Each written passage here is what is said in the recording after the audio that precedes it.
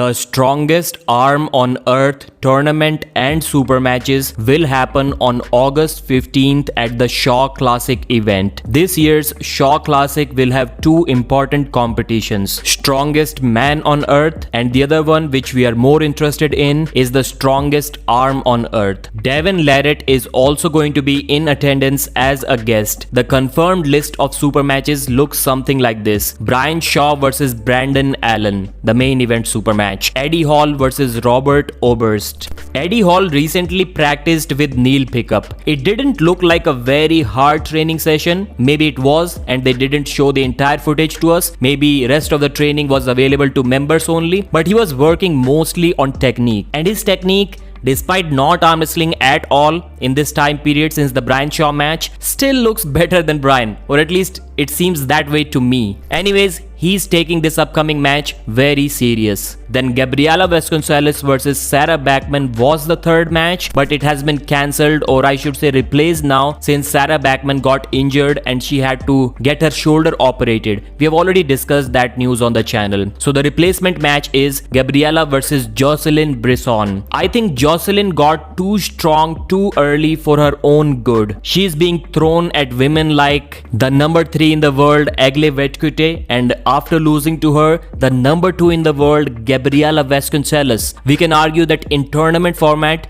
Gabriela can still be the number 1 in the world. Then another strongman versus strongman arm wrestling match, Big Laws versus Martins Lissis. Then we have Derek Smith versus Cirie Brown. Derek, you better win this match. Cirie Brown is ranked 13 in North America. I was not aware of that. So considering that Brian easily beating him, it's a big deal.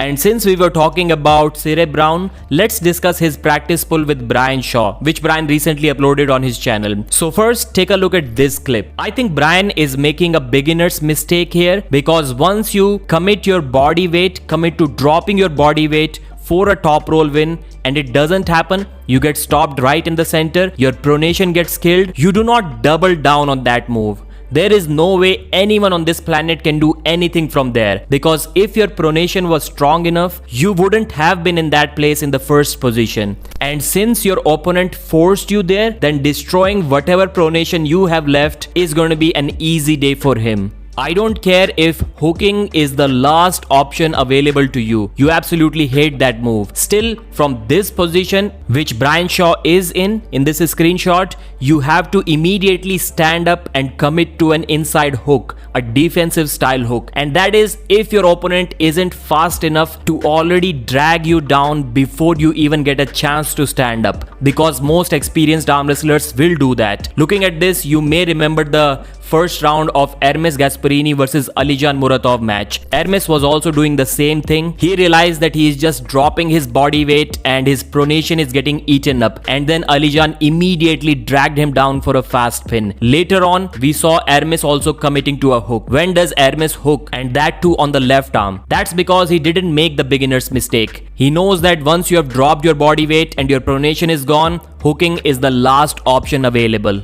Or maybe Brian was just working on some things here. In an actual match, he wouldn't make this beginner's mistake. That's what I'm hoping for. What are your thoughts about this? Please mention in the comments, like the video, and I'll see you again.